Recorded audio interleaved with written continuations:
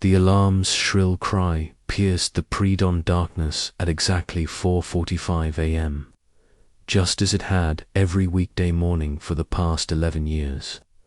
Rivka Steinman's hand shot out reflexively, silencing the clock before its harsh melody could fully wake. Her husband, beside her, Moshe, stirred anyway, his construction worker's internal clock as reliable as any timepiece. The soft click of the bedside lamp followed, casting a warm amber glow across their modest bedroom in the small house on Palisade Avenue.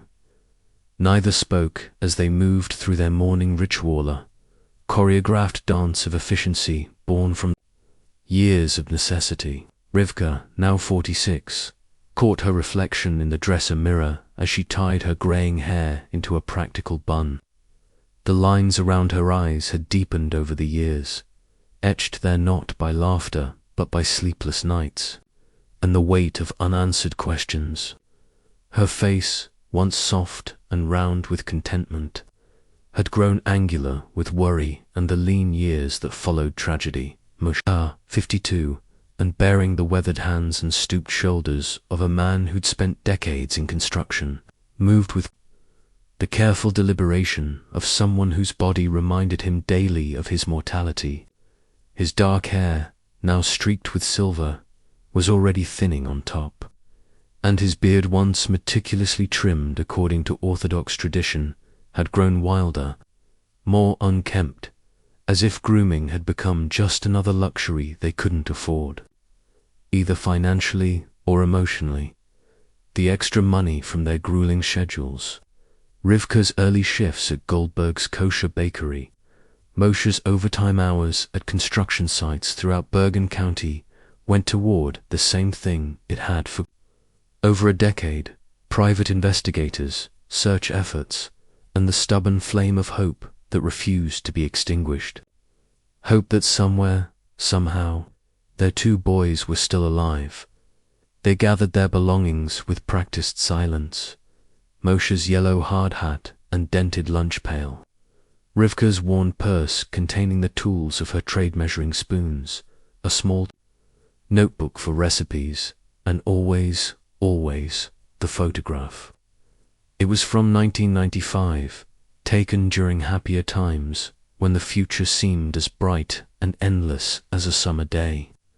Eliyahu, then 9 years old, had his arm thrown protectively around his younger brother Aviel's shoulders.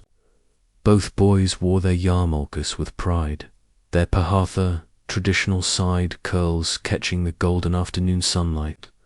Their smiles were radiant, innocent, untouched by the darkness that would soon swallow them whole.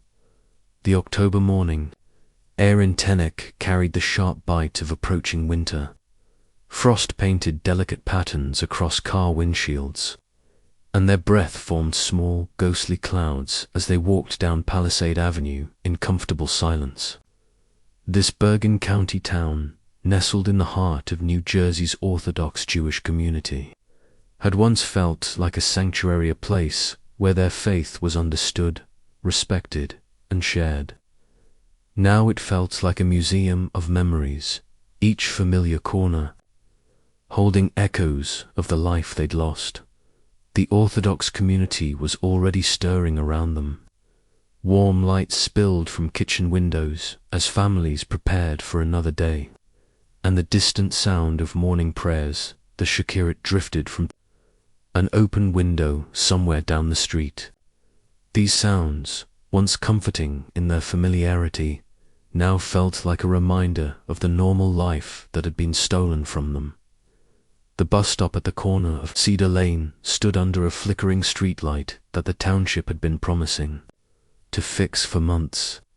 They arrived, as always, exactly 5 minutes earlier, habit born from years of catching public transportation and refined by the precision their current circumstances demanded. Every minute saved was a minute that could be spent on something else, something that might bring them closer to answers. Moshe set down his lunch bag and flexed his fingers against the morning cold, the joints stiff from decades of manual labor. Rivka pulled her thin coat tighter around her shoulders, wishing she could afford something warmer, but knowing that every extra dollar had to go toward more important things. The familiar rumble of the Route 57A bus announced itself before the headlights swept round the corner, cutting through the pre-dawn gloom like a beacon of routine in their otherwise chaotic world. The door hissed open with its characteristic pneumatic wheeze, revealing Donald Harwick's familiar face behind the oversized steering wheel. The driver, somewhere in his early 50s, with sandy hair that he kept meticulously combed and a uniform that was always pressed despite the early hour, had been running this route for as long as they could remember. His face was pleasant, unremarkable in the way that spoke of a life lived quietly and without drama, the sort of man who nodded to his neighbors, kept his lawn neat, and went about his business without calling attention to himself. Morning, folks. Donald greeted them with his usual warmth, his voice carrying just a hint of the accent that suggested he'd grown up somewhere in the Midwest before making his way to New Jersey. Getting cold out there, isn't it? Good morning, Don, they replied in unison, and, despite everything, a small smile crossed Rivka's face. There was something comforting about Donald's consistency, his unfailing politeness, his ability to maintain cheerful normalcy in a world that had proven anything but normal. He had driven their boys to school on this very bus route. He had been one of the last people to see Eliyahu and Avril on that terrible Friday morning in September of 1996, a fact that had made him both precious and painful to encounter each. They paid their fare with exact change. As always, another small efficiency in a life built around financial constraints, and made their way to their usual seats halfway back. The bus was empty save for them, though it would gradually fill as they wound through Teanex's tree-lined streets, picking up other early commuters heading to jobs that started before the rest of the world was fully awake. Rivka settled by the window, Moshe beside her, their hands finding each other automatically in a gesture that had become as natural as breathing. The calluses on his palm, earned through decades of construction work, pressed against her softer skin, roughened by years of kneading dough and working in industrial kitchens. It was a small intimacy, barely noticeable to outside observers, but it anchored them both in the present moment even as their minds inevitably drifted to the past. The bus lurched into motion, following its predetermined path through Teaneck sleeping streets. They passed the shuttered shops on Queen Anne Road, Klein's Judaica, Wasserman's Books, the kosher pizza place where the boys had begged to go for birthday celebrations. They rolled past the darkened windows of Congregation B'nai Yeshurun, where Moshe had once served on the board of trustees and where both boys had been preparing for their bar mitzvahs. They passed the elementary school where Eliyahu and Avril should have graduated from years ago, where their names should have been called at award ceremonies, and where their parents should have watched them grow into young men. Each landmark was a knife twist, a reminder of the parallel universe where their boys had continued to exist, to grow, to become.